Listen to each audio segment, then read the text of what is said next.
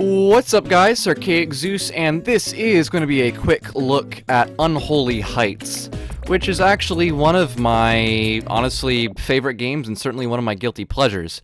Unholy Heights is somewhat a sort of tower defense, apartment management type game where you play as the devil or Satan, and you have to get tenants that will pay rent, and these tenants are different types of monsters and things, and there's quests you can go on and whatnot.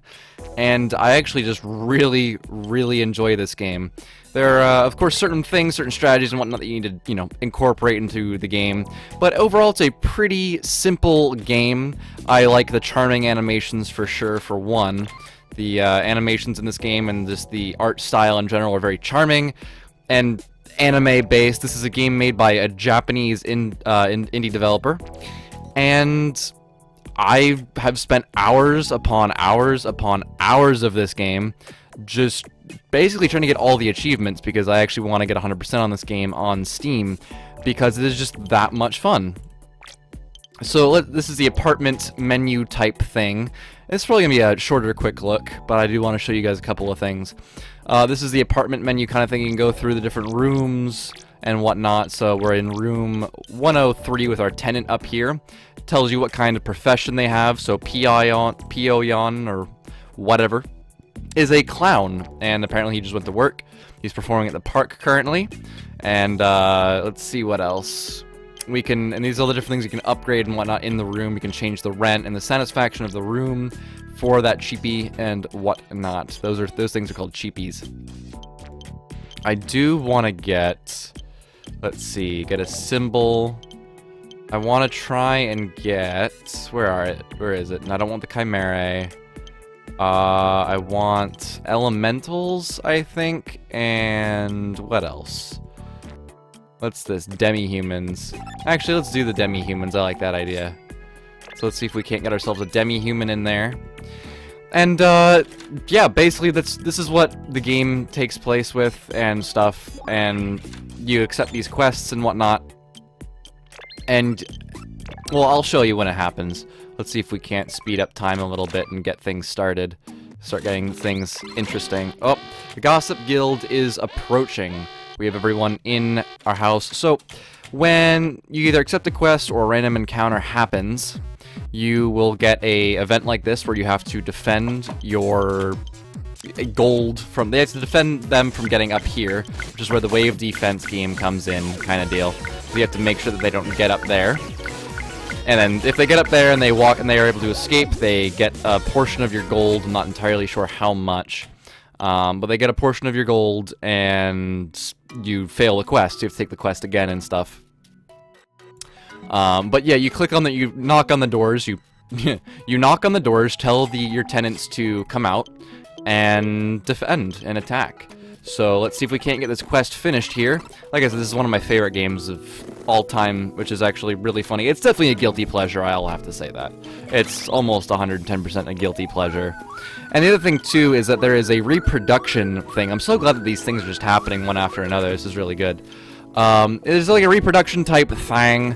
So, like, your tenants will find lovers of the opposite sex, and they will eventually... They basically end up... There's going to be, like, little hearts over the door. That's going to be them doing it in their room. And they will have children. And then when you knock on the door... Not only the mother and the father will come out, but the child as well, assuming the child is grown up. The children, of course, are very weak until... There's the hearts. And that means that they're doing themselves... Whatever. Engaging in pillow talk is what it's called. Kind of like a Sims 3 type thing. So we're just going to go ahead and summon these guys out here. Outside of the pillow talk stuff... I forgot what I was going to say, actually. Oh, yeah.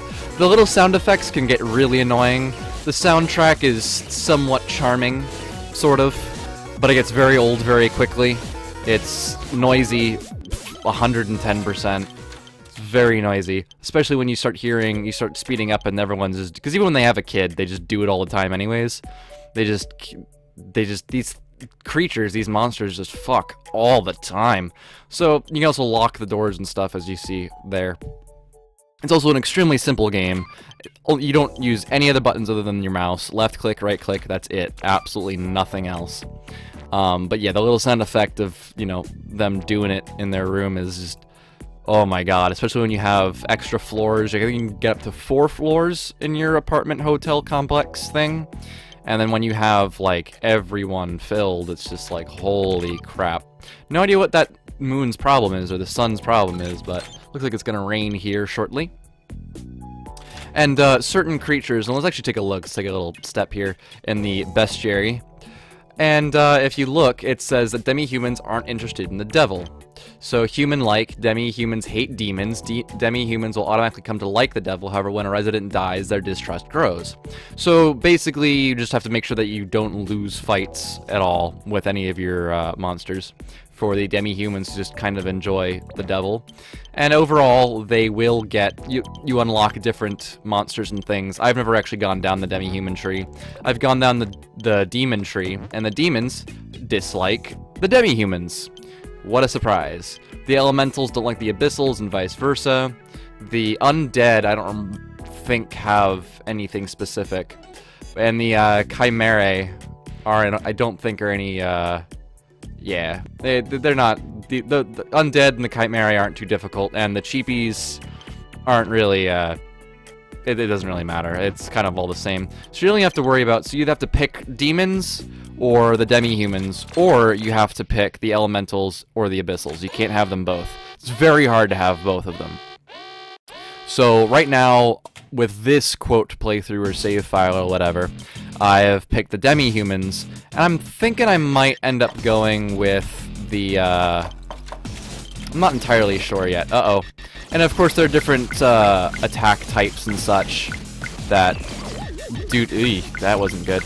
That do different things, so like, you can tell the stats like my magic defense, my melee defense, and all that other fun stuff.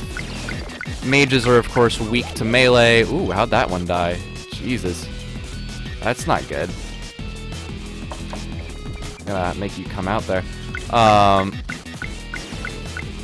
Uh-oh. I might just barely win this. Well, you have to see what happens when they die, when they take money. See, he just took 400 bucks from me, or 40 bucks from me, or whatever. And when you finish a quest, you get 300 gil, gold, whatever the G stands for. New missions are now available. So, this is Unholy Heights. Extremely simple. Apartment management. You can check your game stats and stuff. And building an extension, you need, you know, X amount, and you need to go to a certain point. It's, again, very, very simple game. Let's just show you the options menu real quick. You got your music, your sound effects, your resolution. There's nothing really